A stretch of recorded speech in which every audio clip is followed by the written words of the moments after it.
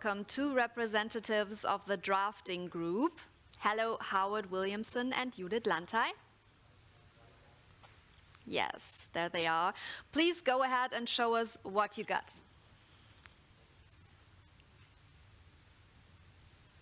It's nice to be here. I'm sure everyone's excited to hear what we came up with in these couple of days together. So I'm just gonna start a presentation and share my screen for that, and then also Howard will come in too. So give me 1 second for this technical. Indeed, should be working out, right? Yes, we see the screen that I'm showing. Perfect. Thanks for the feedback on that, Tim. So, first of all, I would like to start with some appreciations from the drafting group side. And really, it's important to say that it is more from our lenses of who we would like to thank for this whole final declaration to really come to life within the framework of the event. So, of course, the participants of the convention created basically this content and shaped the whole declaration by providing us with their valuable inputs. So a big thank you and a big clap goes out to everyone who took part in that.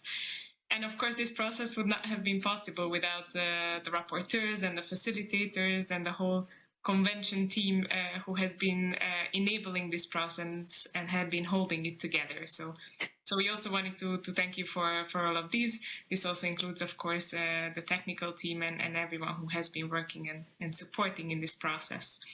And last but not least, also, as Howard will maybe refer to this, but also the wind in our back partners in this whole process, and especially the presidencies, meaning also both the presidency of Germany in the Council of Europe and in the EU level to make this happen. So a big thank you goes out for that as well. And we wanted to start with this, so it's also a bit covered of who created all of this content that you're about to see coming up now. And in this regard, I think I would just like to start with a short overview of what the document looks like or what you can expect. So the declaration of the Third European Youth Work Convention has the subtitle of Signposts for the Future. And we hope that everyone will find that actually fitting. The reason why we thought this would make sense to call it that way, because it is creating and offering quite concrete measures as well towards which direction we could be going, building on all of the achievements and all of the discussions that we had regarding youth work so far. So what you will see also that you might find the length of the document being 16 pages, rather extensive, but once again, actually what we would like to emphasize, it has concrete measures also how to move forward. So we really tried to make sure that it's focusing on all of that and there was no possibility to take it shorter. However, some people might want to still read more even than that. And for them, there will also be a report of the convention. So we wanted to make sure that if you feel that you don't understand something in detail or some points might have been missing in your interpretation, that will probably be found in the report of the convention. And with that, I would, I think, invite Howard to the stage to share a bit about the process. Thank you, Judith. We feel like you two, Tim and Jenny, Judith and me, exchanging remarks. Now, you might find this rather weird, but for many years since the last convention, I've been telling students to remember Spaces and Bridges, the sort of outcome of the second convention, to think of the Wizard of Oz and Lions and Tigers and Bears, and remember Spaces and Bridges, Spaces and Bridges. This should be our mantra about the common ground of youth work. And talking to Judith in the early hours of this morning, she also had come up with a sort of metaphor of the Wizard of Oz. So some of you might know that Elton John's song, Goodbye Yellow Brick Road, starts with the words, when are we going to come down and when are we going to land? And it seems to me and Judith and I and the rest of the drafting group and the participants at this convention that it is time to act, a term that has been used throughout the last 3 or 4 days, and about really drilling down and taking a youth work agenda to all corners of our European community in the biggest, widest, deepest, longest sense. Turning the rhetoric, there's plenty of rhetoric now, into a greater reality for young people through youth work provision, turning the policy ideas, which are always very inspirational, very brilliant, but don't always convert into a practical set of initiatives and activities on the ground. And you may well know, Judith and I were racking our brains exactly what the Scarecrow and the Tin Man and the Lion actually represented in the film and in the book. And of course, they represent heart, brain, and courage. And I'll return to that in a moment. And then we realized that the dog in The Wizard of Oz is called Toto. And so we thought the dog, the metaphorical dog that will accompany us on the journey, should be called Todo, to do, which is about us grasping the nettle, stepping up to the plate, and travelling down that road. And that provides a very powerful link to the first convention, where I actually reported that many people thought of youth work being a bit like a dog, but we weren't quite sure what kind of dog it was, whether it was a retriever, whether it was a defender, whether it was a guide, whether it was a companion. And of course, youth work fulfills all of those kinds of roles with young people at different points and in different kinds of ways. So we move on. Indeed. This is you, Judith. Yes, thanks, Howard. And of course, I mean, no fairy tale or no tale is complete without also having the bad villains in the whole picture, right? Or someone to actually go against. And while we were thinking a bit about this whole narrative of Wizard of Oz, we were also thinking who would be then the Wicked Witches in case of youth work in this regard. And we would also like to emphasize that it's the Wicked Witches of the East, the West, the South, and the North. So these Wicked Witches that we try to compile here, which is not an exhaustive list on its own either, but they are present all across Europe. So this is a common challenge that we are all facing, from local to national to regional and European levels. And these challenges that we just showcase here, once again, are not exhaustive, but we thought that currently they are really defining youth work or interacting with youth work, at least. And youth work is either tackling them, but for sure interacts with them the least. And not to read out loud, I think I've been speaking enough, but COVID-19 has been popping up a lot. So did mental health problems and how to deal with it in a positive manner. Youth unemployment connects to a lot of things. And once again, the list could go on and on, so I don't want to go into detail in each of these, but you might see them coming up also in the declaration being tackled. And what you also will see that in the declaration, we try to emphasize, however, that these are just the current challenges we see, and that there will always come potential new challenges that youth work have to be dealing with later on. So I'm going back to Howard to get back to us of how did we get here. Yeah, we come back to the film here, where you will recall that Dorothy ends up in Oz as a result of a thunderstorm, where the house hits her on the head. And in a sense, we felt that it's worth reminding people that 20 years ago, youth work really was not part of any kind of European dialogue. And in a fairly short space of time, there's been an awakening of awareness of youth work, a discovery of the history of youth work, and of course, the conventions. And the first convention, which we did talk about a little bit on Monday, a little bit of the history, but it was really where youth workers were talking from the heart about the diversity of youth work in Europe, but then we realized that there needed to be a more rational set of thoughts about how one advocates for youth work in a political context and so on. So we thought a bit harder and deeper and used our brains to explore and then agree that there was some level of common ground between the many forms of youth work in Europe.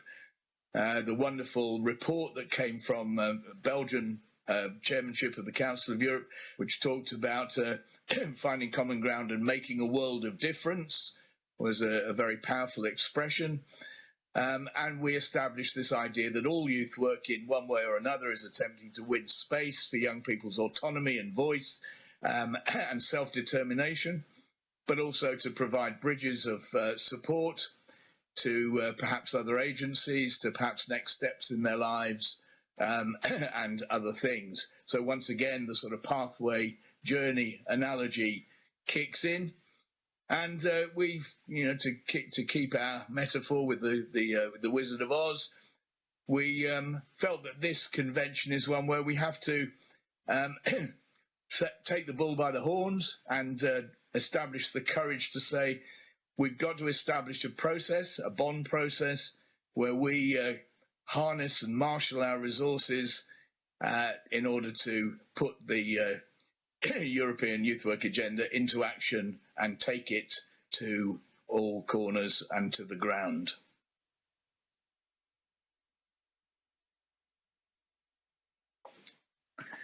And there we are. I don't know whether this is you, Judith, but I do think it is. I'm happy to take on from here.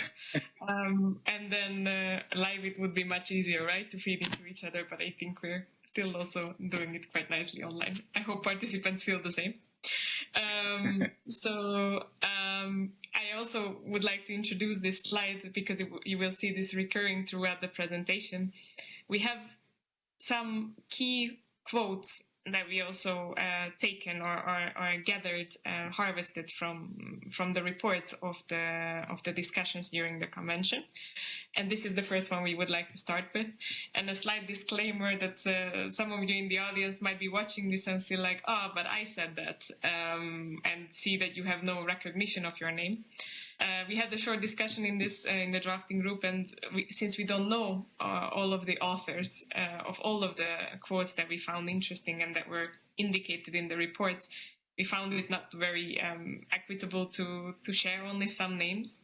So we hope you can forgive that to us, and then you can see these really quotes as an inspiration and as a common value that we can all share.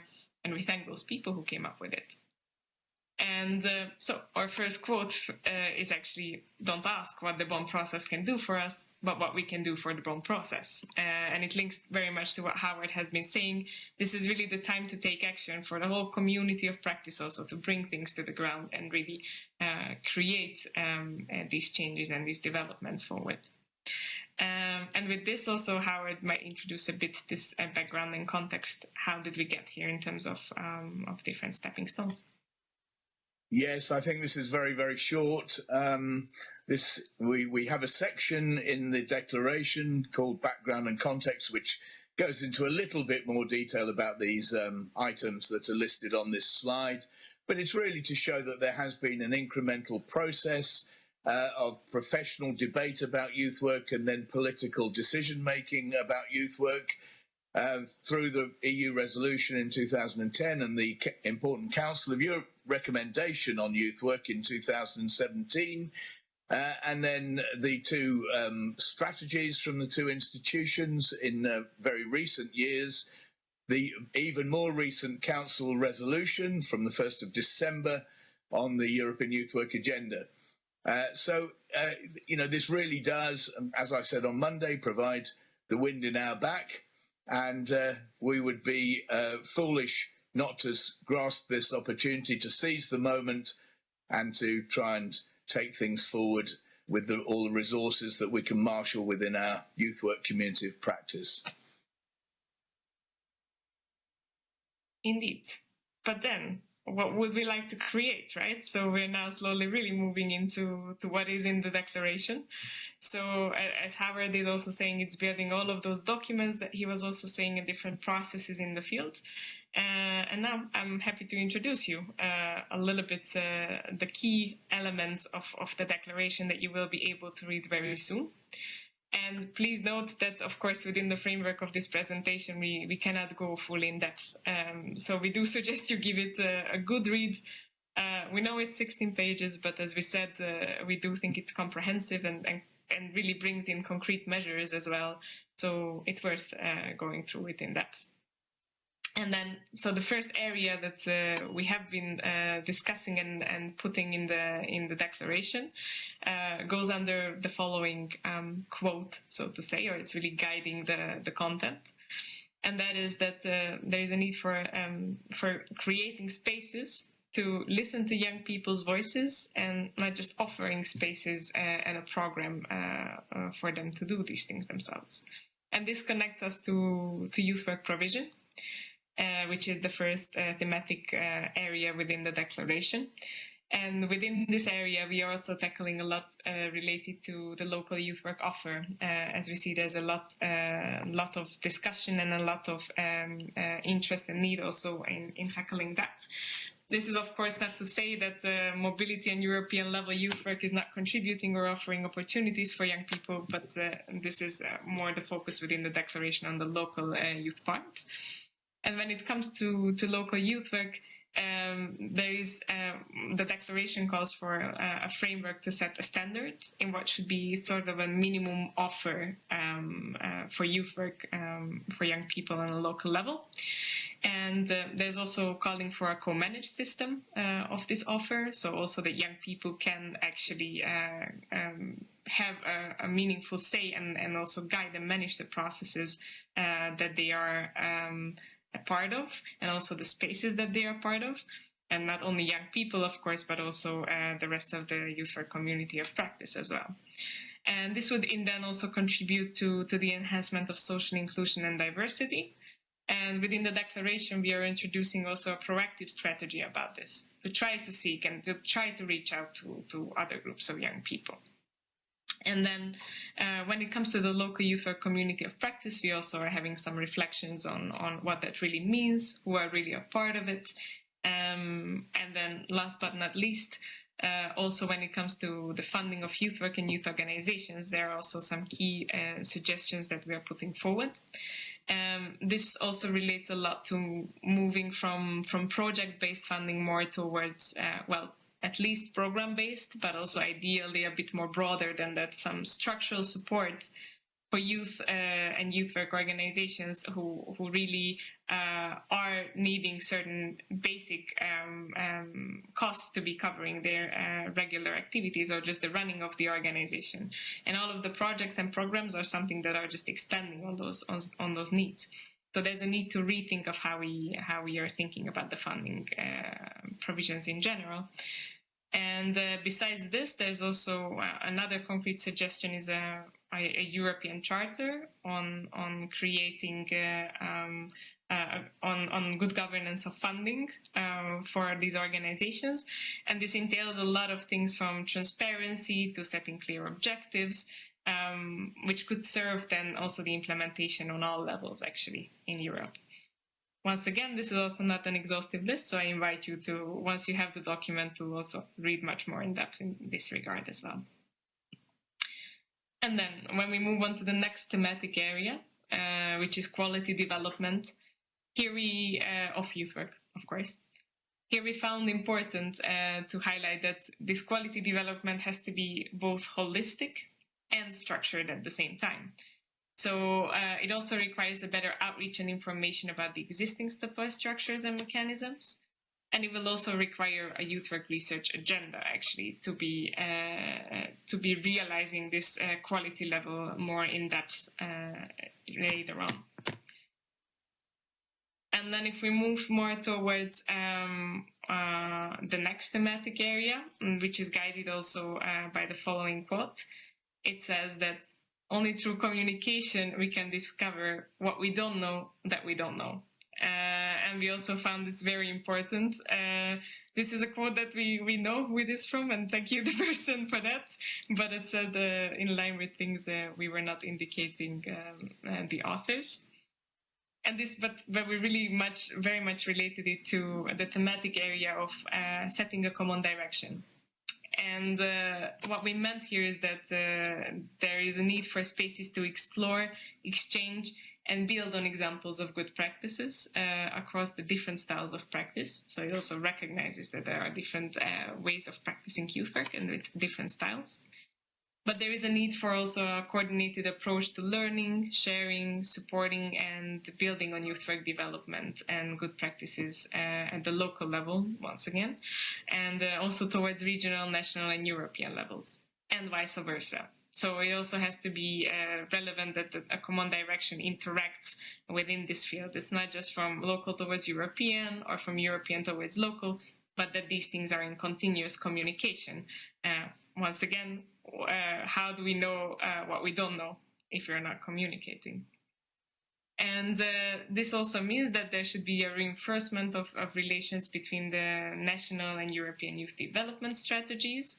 And this means also embedding the different European strategies or directions in those strategies as well. But they should also, the national strategy should also inform the European level strategies on what is the direction to go towards. And then moving on to the next part. Young people are not restricted to one domain, and their voice needs to be heard across. And this clearly, as some of you are already expecting, goes towards how do we go beyond the youth work community of practice with all of what we are discussing here. There is a great need in communicating the value of youth work towards other sectors.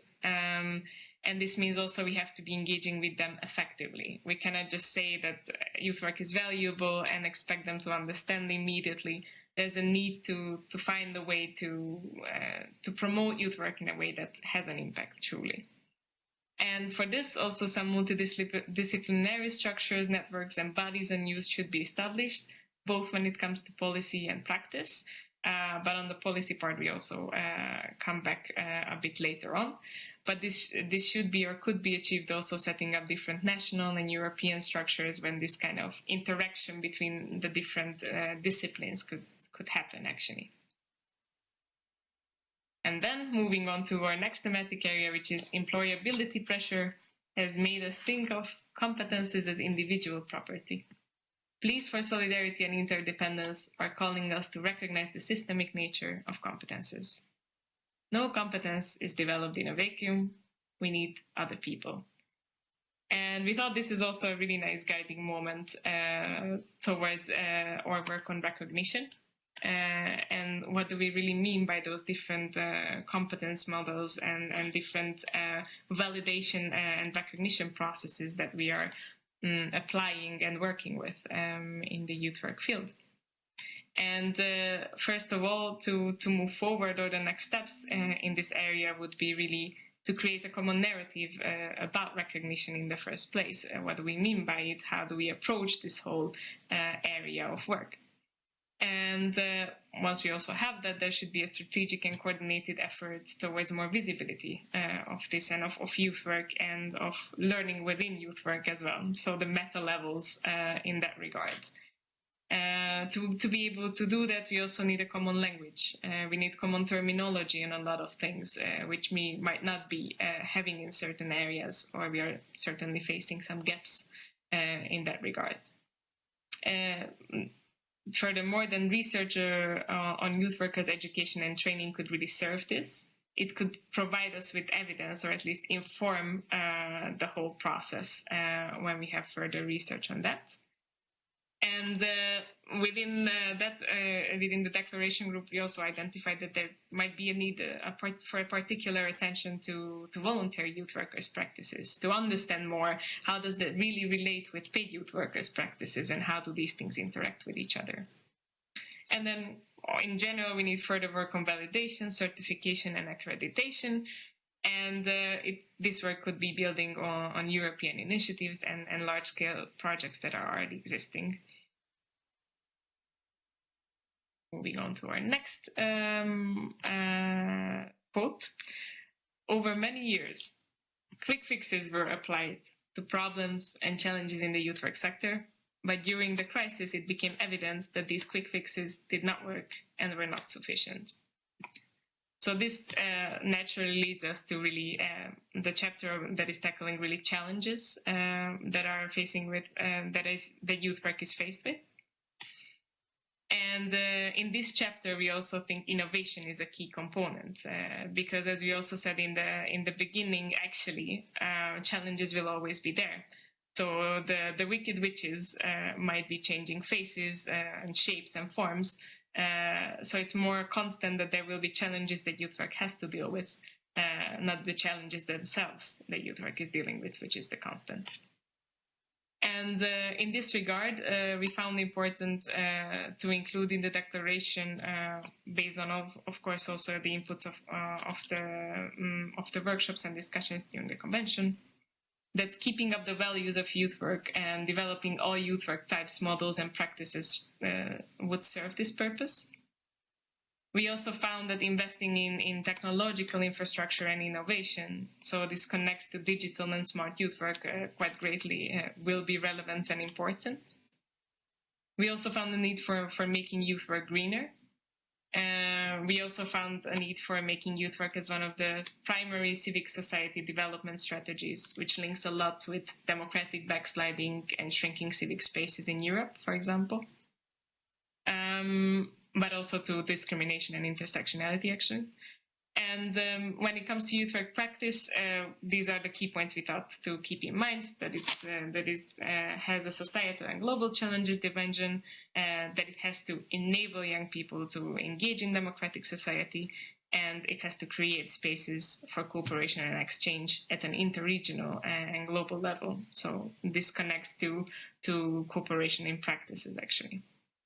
And then last but not least, what we also have as another thematic area is the policy frameworks that are somehow encompassing and creating the structure beyond or for these areas as well. And in this area, we found many needs as well, but one of the key ones are the followings on the slide. And we really see that there's a need for strengthened cooperation at European level between the European Commission and the Council of Europe. Also to mainstream youth policies horizontally, actually. So not just within the departments or units that are dealing with youth, but how do those departments and units communicate within their institutions about youth work, and how can they promote the youth angle to be included in the policies of the other sectors. And also establishing, maintaining, and further developing youth work and working methods that involve young people as equal creators is highly relevant. Co-management, co-creation has been coming up a lot, so it refers to this, and also the mainstreaming of youth participation across the different domains. In terms of what should be there, youth laws, youth work laws, and strategies for youth work should be all over Europe, meaning all levels, so from local to national, regional, and European. There should be a systemic check of these policies and monitoring how they go. And there should also be a building of bridges and exchanging best practices with other realities around the world. So we link back once again to this globalized and interregional cooperation component. So this would be wrapping up those 16 pages and a lot of discussions in a short period. Some very vital points were also not being able to be said. So once again, please do read the declaration, and we are super interested to see what you find there. And then Howard is also leading us to how we see it connected to the whole strategic framework of the BOM process and the implementation of the youth work agenda.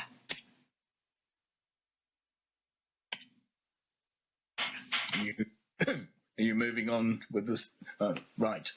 Thanks, Judith. A very fast stroll through all of those areas that we've covered and tried to capture from the deliberations of the people involved in the convention. You will have noticed that we started with a local youth work offer, and young people's first entry into the youth work experience is largely at the local level. Not always, but significantly at the local level. And so we felt that it was appropriate to start local and to sort of build up through the kinds of key themes that we've covered through Judith's remarks to a strategic framework where we kind of land back at the European level. Now, the two significant European institutions, the Commission and the Council of Europe, in relation to youth work, have been huge drivers of a youth work agenda in the last few years. And as we have been saying throughout the convention, it's time for us to marshal our resources and to get on with the job and take a real, authentic offer to young people wherever they may be. And to that end, we felt that strategically, the institution should perhaps not have to be such visible top-down drivers of a lot of this agenda, but more bottom-up kind of anchors of facilitating and enabling this all to happen. And so I think there was a strong view coming out of the convention that a very public and joint statement, alignment of the vision for youth work within the two institutions' youth strategies would be very helpful.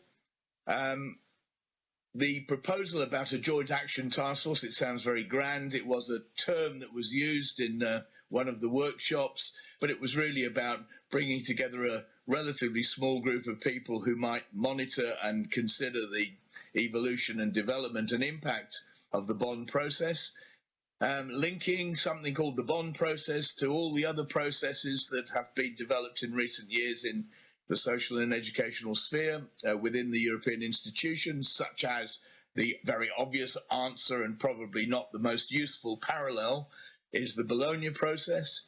But other kinds of processes have been taking place within youth work, the Strasbourg process, and so on and so forth. And it's really forging those connections. The big message throughout the convention was strengthening the connections, top down, bottom up, horizontally, between different parts of the community of practice. And to strengthen those connections at national level, there was a feeling that national working groups need to be established and sustained to take forward the Bonn process around the kinds of themes that we have been talking about in the declaration. Those themes are about co-creation, about research, about what we call the framing conditions that enable a quality of youth work practice to be delivered at the regional and local level. That also requires the continued opportunity for youth workers to have exchange and mobility opportunities to learn about practice in very different contexts and about very different styles of practice. It was also felt that the European institutions could perhaps help with developing curricula for the training of youth workers, particularly about the European context, about which many, many youth workers on the ground know very, very little. There was also a feeling that municipal and regional and national levels may be less eager to support innovation in youth work, and that could be a place where the European institutions could strategically locate themselves to take forward the Bonn process around that particular issue. And throughout, we were saying that whatever kinds of networks, platforms, and links are made within the Bonn process to take forward the European Youth Work Agenda, we needed to ensure that these were platforms where there was full participation by representatives, people from all parts of the youth work community of practice, and from obviously including youth organisations, open youth work, street-based youth work, and so forth. And that takes us right back to the journey along the Yellow Brick Road and Toto and doing stuff that ultimately the Wizard of Oz was an illusion. And we hope that the Bonn process really will be the start of the kickoff for some real practical action, more unity, more collective sense of direction on the part of the youth work community of practice, and we hope that the European institutions will provide that light touch, enabling strategic support and anchoring for this process.